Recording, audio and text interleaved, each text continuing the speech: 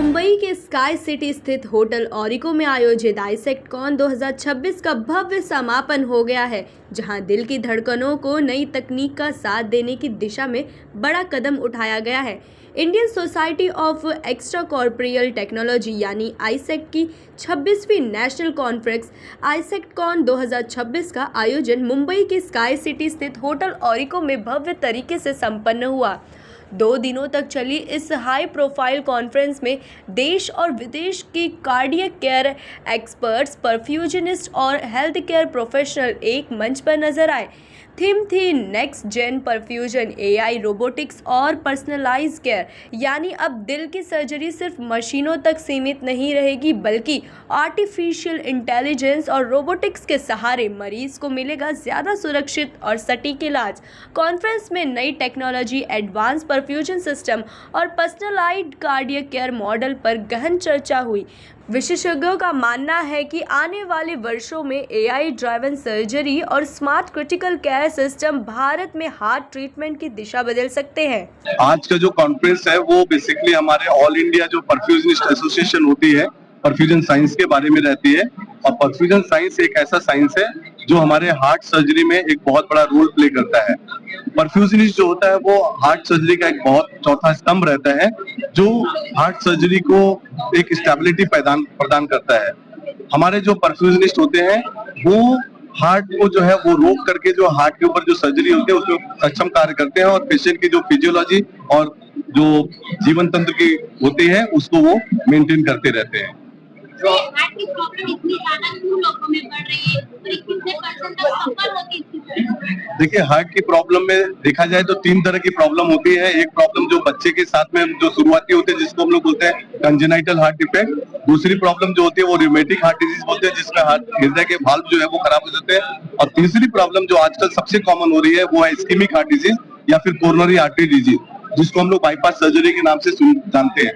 वो इसलिए होती है क्योंकि आजकल का जो खान पान, रहन सहन, स्ट्रेस, एंजाइटी, स्मोकिंग, ओबेसिटी, इतनी सारी जो प्रॉब्लम्स आजकल लगे हुए हैं उसमें कोरोनरी आर्टरी डिजीज की संभावना बहुत ज्यादा रहती है।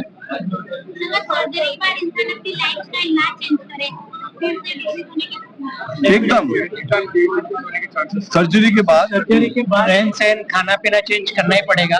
बेसिकली इसको बोलते हैं टाइप ए पर्सनैलिटी।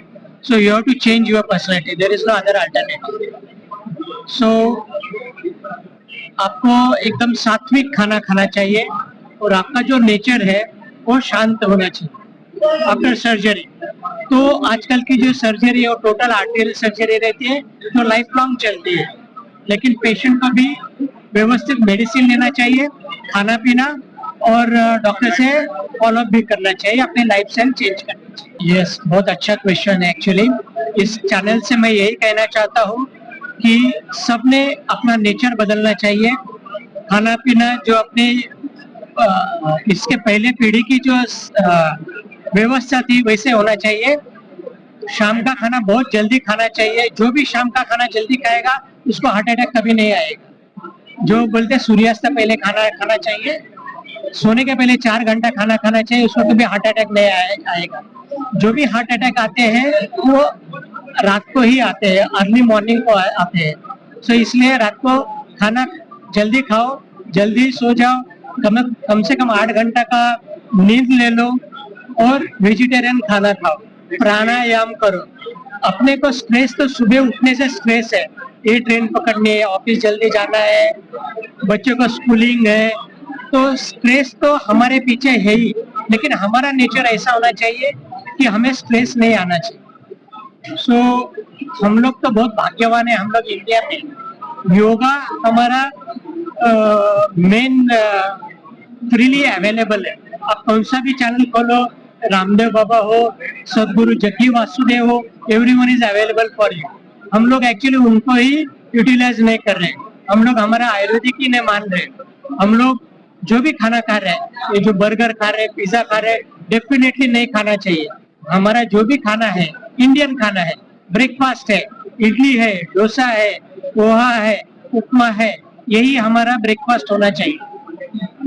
दोपहर का खाना हमारा ही होना चाहिए और रात का खाना सूर्यास्त के पहले होना चाहिए।